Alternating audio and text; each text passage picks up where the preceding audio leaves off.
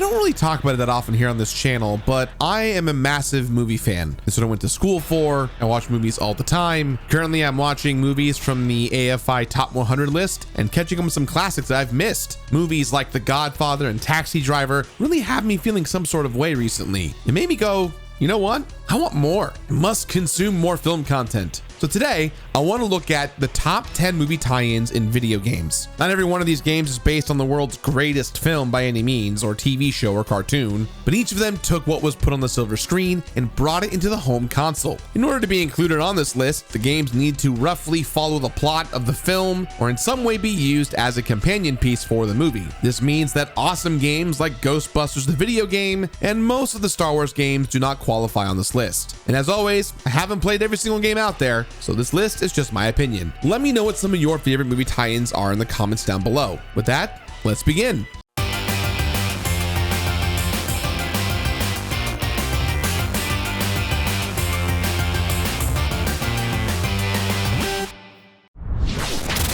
Number 10.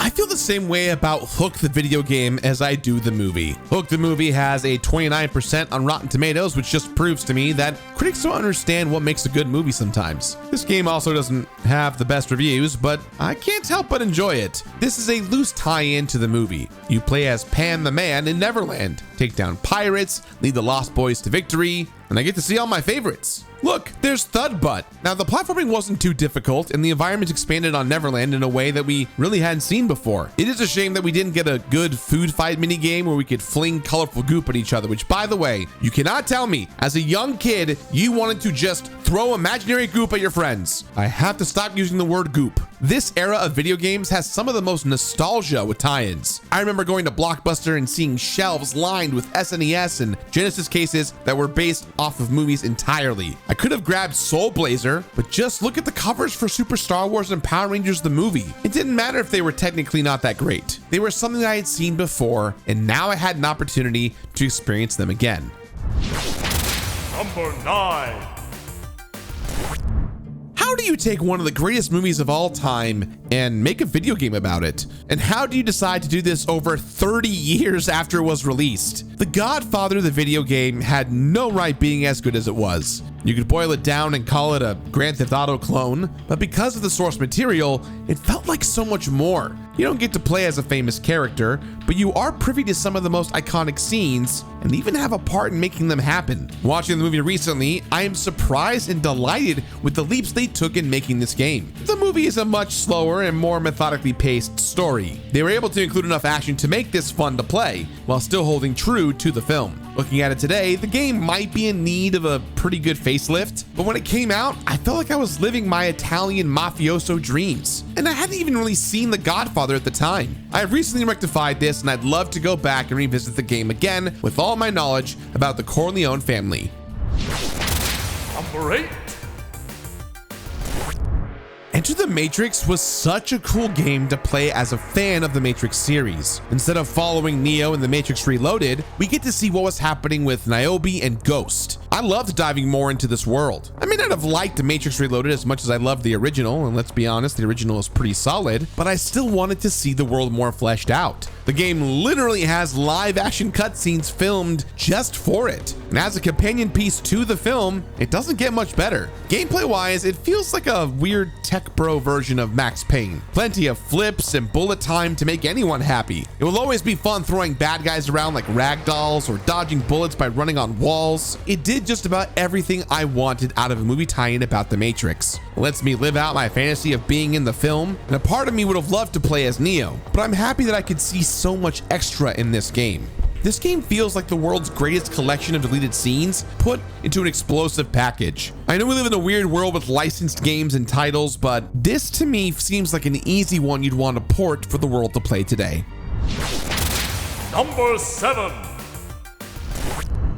going from a game that used its movie as inspiration to one that is just straight up the movie. Ratchet and Clank is in a bit of a weird place. This is a remake of the first game. So really, the movie was inspired by the game, and this new Ratchet and Clank was just an updated version of the original. For me though, this is how I experienced Ratchet and Clank for the first time. For some reason, I just kind of missed out on the whole series when it was releasing throughout the PS2 and PS3 era. It wasn't until the remake came out that I started going back and playing every game that this series had to offer. So this game was actually released a couple of weeks before the film and had scenes included from the movie. It was kind of like getting a special sneak preview. And in my eyes, this game played super solid and looked great. I loved all the different guns, and making enemies dance with the Groovitron was a joy. And when I finally got to watch the movie, I enjoyed it way more than most. I was hooked. This movie game combo made me realize that I had been missing out on an awesome Lombax adventure. Though I know that a lot of fans really don't like this game compared to the original, which is totally okay. Totally okay. Number 6.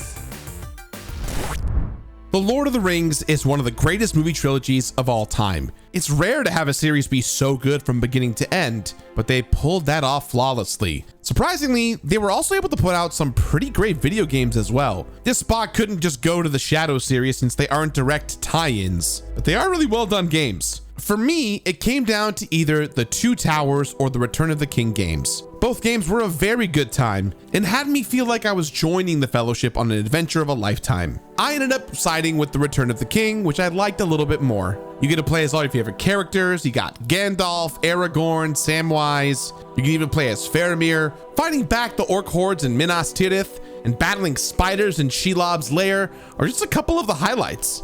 And on top of that, you can play this game in co-op and bring peace to Middle-earth with a bro. The Lord of the Rings just feels like something that could be made into a video game. With epic battles and a sweeping score, it was very easy to get invested in what you were doing. Bringing down an army of orcs and trolls never felt so good. Although to be fair, we have gotten better games since then, except for Gollum. Gollum was pretty bad. Number 5.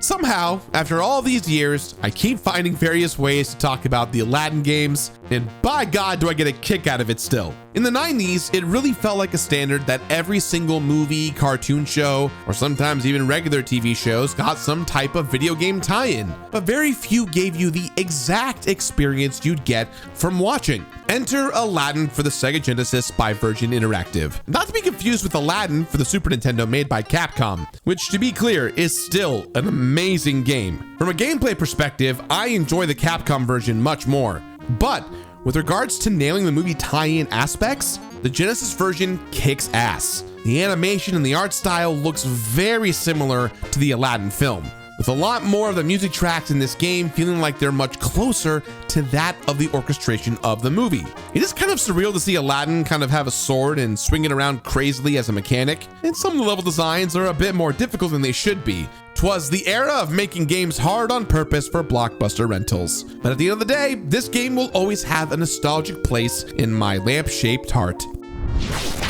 Number 4. Before we had the Insomniac Spider-Man games redefining what it meant to feel like Spider-Man, we had SpiderMan II. This game was the tie-in with the second Sam Raimi Spider-Man movie, and it was awesome. We had a city that you could swing through, and the swinging felt perfect. We didn't have some of the flashy moves that you can see in the later Spider-Man games, but we just had web swinging through Central Park and massive New York buildings, and that was good enough for a great time. And there was a lot to do in this game. Every city block had a crime to stop, a person to save, or a balloon to rescue. And on top of all that, we had missions involving delivering pizza and completing various movement challenges. They even have tokens scattered everywhere that made exploring the city feel worthwhile. All these missions and collectibles made the map feel massive. And Spider-Man 2 had a tough hill to climb. It needed to overcome the stigma that both the movie tie-in and superhero games had at the time. And it did shatter expectations pretty easily. I don't know if I would go back and play this game again, considering that I completed it several years ago, but I do know that we wouldn't have the incredible new Spider-Man games without this one. Number 3.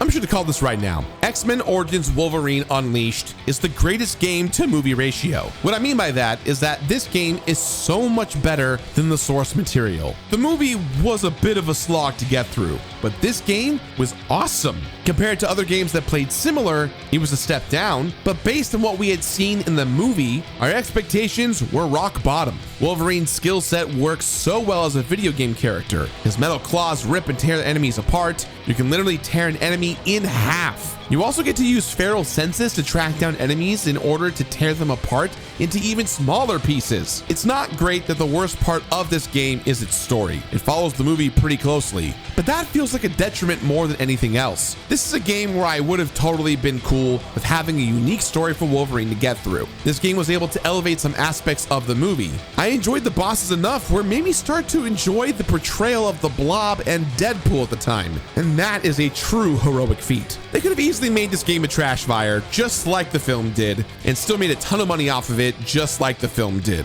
Instead, they made a game that I would still go back and play today just to experience the carnage that a set of metal claws can wreak. I cannot wait for the Insomniac Wolverine game.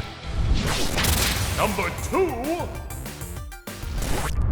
All right, so I love The Mummy, starring Brendan Fraser and Rachel Weisz. Legit, it's one of my favorite movies of all time. I never played the games that were tied into those, but I still enjoyed them nonetheless. I even love the second film, The Mummy Returns, for as campy as it is, which has my boy The Rock in it.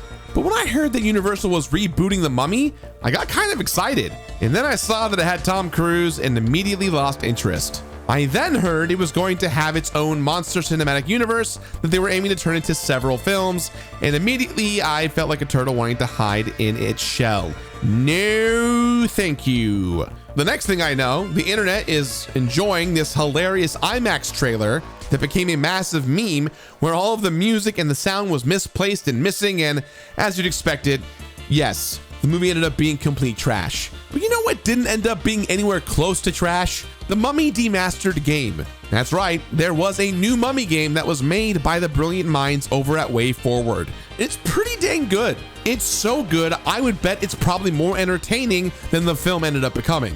Now, it didn't come out at the same time, but the game still got better reviews and praise than the film did. A pixel Metroidvania where you play as a nondescript soldier making your way through the cursed environment that the mummy inhabits. Considering that you play as a generic soldier, it's kind of wild with all the different tools and items you get, that this is all here in this Metroidvania. And it is interesting that when you die, you come back as a different soldier and not the one you've been playing as. It's available on modern consoles, so if you got nothing else to do, you can check it out for about 20 bucks. That 20 bucks, better well spent on the game than any form of the film. Number 1. All right, you know this one had to be here. You can call it overrated, overexposed, or whatever else. The fact of the matter is, this is the best movie tie-in game ever made. It follows the plot of the movie pretty closely, letting you play as James Bond in some classic scenes. Diving off the dam, infiltrating enemy bases, and fighting Sean Bean on a satellite. It's all here. The gadgets feel good to use, and even after all these years, the gunplay is still pretty exciting. Now at the time, the FPS market was primarily about PC gaming, but GoldenEye changed that. It brought shooters to consoles and showed everyone how good they could be. This isn't a twitchy fast FPS. This is James Bond taking his time and wiping out his enemies in style. So many hours spent in the multiplayer solidifies this as one of the greatest of all time. At the time, there was nothing quite like sitting in front of a TV with a few buddies and finding different ways to mess around in this game. Of course, I'm going to enjoy a game where I'm allowed to just slap my friends to death. Going back and looking at this game is pretty rough. Those N64 graphics don't necessarily hold up the best. That is about the only issue I've ever had with this game. The music is so good. Every level song is unique and fits it perfectly. The sound effects are still ingrained in my brain. The controls are a little bit wonky, but so was the N64 controller. And the impossible thing about GoldenEye today is that you can play this currently on the Nintendo Switch Online or on the Xbox platform. That's pretty damn exciting. This is one of those titles that no one thought we'd ever get some type of modern port for. And here we are. You can play it today, which is awesome. So many of the games on this list expanded on the movies they were based on. They took a 2-hour movie and made it into a 10-hour title. However, none of them did it better than GoldenEye. Hey, thanks for watching today's video. If you liked what you saw, don't forget to hit that like button. And hey, leave more suggestions down below for top 10 games you want to see here on the show. Thanks for watching. I'll talk to you guys soon. Bye.